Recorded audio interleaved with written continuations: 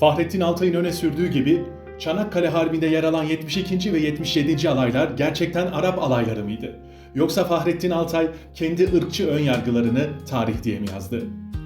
Altay bu iki alayı Arap diye tanımladı. Bu iki alayın askerlerini ise Arap oldukları için askeri manada kıymetsiz ilan etti.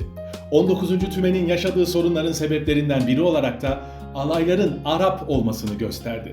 Bu askeri bir analiz değildir. Etnik kimliği, savaş kabiliyetinin ölçüsü yapan ırkçı bir hükümdür. Osmanlı ordusunda resmi olarak Arap alayı diye bir şey yoktu. Bunlar 72. ve 77. Osmanlı piyade alaylarıydı. Askerler bölgesel askere alma sistemiyle toplanıyordu. 72. alayın bölgesi Maraş ve Kilis civarıydı ve askerlerinin önemli bir kısmı Türkmen aşiretlerinden toplanan gençlerdi. Halep ve çevresi ise yalnızca Araplardan oluşmuyordu.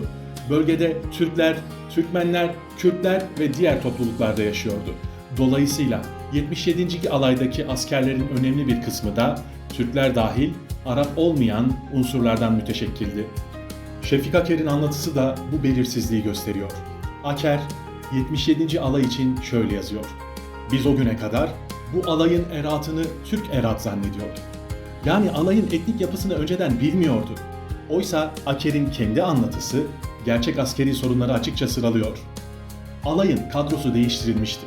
Alaydaki yaşı büyük askerler ayrılmış, yerlerine çoğunluğu Nusayri, Yezidi gibi unsurlardan oluşan yeni askerler getirilmişti. Yani gelen askerler zaten Sünni Arap değildi. Bunu Altay'da, Aker'de doğrular. Ve bu askerler alayın tamamına da tekabül etmiyorlardı. Yeni gelen askerlerin birliklerine adaptasyonu tabii ki belirli bir süreye ihtiyaç doğuruyordu. Birlik bütünlüğü bozulmuştu. Muharebe gece yapılıyordu. Arazi sık fundalıklarla kaplıydı. Emir komuta düzeni dağılmıştı.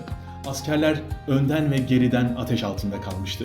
Üstelik 77. alayın önündeki Avustralyalılar da ağır kayıplar vermişti.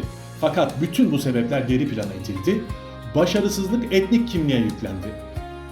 1. Balkan Savaşı'nda Osmanlı ordusu İngiltere ya da Almanya gibi köklü ve büyük bir devletin karşısında değil, daha yeni kurulmuş, Bulgar ordusunun önünde çözülmüş, birlikler cepheden kaçmış, binlerce asker firar etmişti. Peki bu utanç verici tabloyu askerlerin Türk olmasına mı bağlayacağız? Elbette hayır. Askeri başarısızlık birliklerin etnik kompozisyonundan değil, eğitim, silah, cephane ve komutadaki eksikliklerden kaynaklanır. Türk askerinin geri çekilmesini komuta, eğitim, silah ve lojistik yetersizlikleriyle açıklayıp bir kısmı Arap olan askerlerden müteşekkil bir alayın geri çekilmesini etnik kimliğe bağlamak tarihçilik değil, düpedüz, ırkçı bir çifte standarttır. Altay'ın Araplara yönelik küçümseyici üslubu bu iki alayla da sınırlı değildi. Filistinli Arapları çapaklı gözleriyle bütün gün tembel tembel pinekleyen insanlar olarak anlattı. Hadi Paşa'yı eleştirirken onun Arap general olduğunu özellikle vurguladı. Altay'ın anlatısında belirgin bir günah keçisi örüntüsü vardır. Balkan Harbi'nde Türk bölgelerinden toplanan birlikler yenildiğinde Arap kimliğini özellikle vurguladığı Hadi Paşa'yı sorumlular arasında gösterir. Çanakkale'de ise içinde Arap askerlerinde bulunduğu birlikler başarısız olduğunda komutanları sorgulamadan faturayı doğrudan Arap askerlere keser. Üstelik Türkmen nüfusun yoğun olduğu bölgelerden gelen karma alayları bütünüyle Arap alayı diye sunarak bu etnikleştirmeyi daha da keskinleştirir. Böylece Araplık, Altay'ın anlatısında farklı cephelerdeki askeri başarısızlıkların sistematik bir biçimde yüklendiği başlıca kusur ve suç kategorisine dönüşür. Bu yaklaşımın psikolojik arka planında travmatik bir gençlik deneyimi de vardı.